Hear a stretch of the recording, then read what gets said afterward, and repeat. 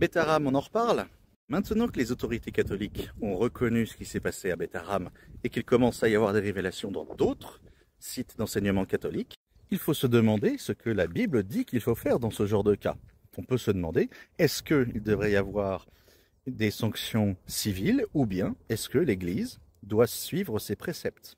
Bien entendu, c'est une question rhétorique. Il n'est absolument pas question que les lois catholiques soient en place pour juger lorsqu'il y a un crime parce qu'elles sont abominables. Absolument abjectes. Mais justement, c'est intéressant d'en parler et d'étudier ce que l'Église catholique devrait faire si c'est elle qui passait en jugement ses membres qui ont fait les crimes de Beth Aram. Premièrement, il n'existe pas un seul verset dans la Bible, pas un seul endroit qui détermine la majorité sexuelle. Nous ne sommes pas dans le cas de l'islam qui dit qu'une petite fille devient une femme le jour de ses premières règles.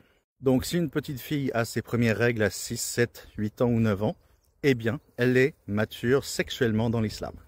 Il n'y a donc pas un seul verset dans la Bible qui dit à partir de quel âge il est possible de consommer un enfant.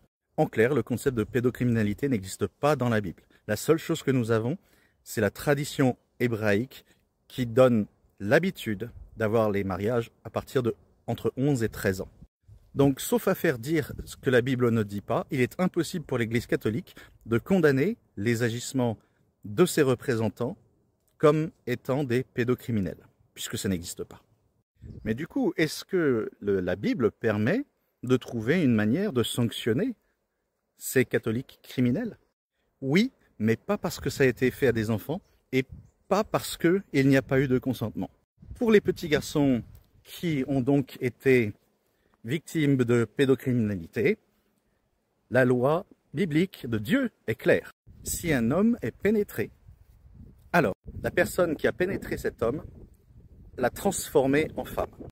Les petits garçons qui se sont fait donc titiller à Beth Aram sont devenus, aux yeux de la Bible, des femmes. Les adultes hommes et femmes qui ont donc pénétré ces petits garçons, qui ont titillé ces petits garçons, ont transformé ces petits garçons en femmes, et donc ils ont fait que des êtres doués de raison, ces petits garçons, sont devenus des êtres inférieurs, soumis à leurs émotions et leurs impulsions des femmes. Et Dieu est très clair, ceci est une abomination. Et plus cela va arriver, plus cela va souiller la terre. La sanction pour les titilleurs adultes, c'est donc la lapidation. Et est-ce que ces petits garçons, qui désormais ne sont plus des petits garçons mais désormais des femmes, qu'est-ce qui doit leur arriver selon la Bible? Comment on les compense? Eh bien parce qu'ils sont désormais une abomination, ils ne peuvent pas être compensés. Les petits garçons qui ont été victimes de titillage de la part d'adultes doivent donc être aussi lapidés. C'est cela la loi de Dieu, la loi du Dieu des catholiques. Donc l'ensemble des adultes titilleurs, hommes et femmes, ainsi que les petits garçons qui ont été titillés, doivent tous être lapidés dans la loi du Dieu des catholiques. Mais pour les victimes, petites filles qui ont été titillées dans Beth Aram, eh bien, les adultes femmes qui ont titillé des petites filles ne craignent rien.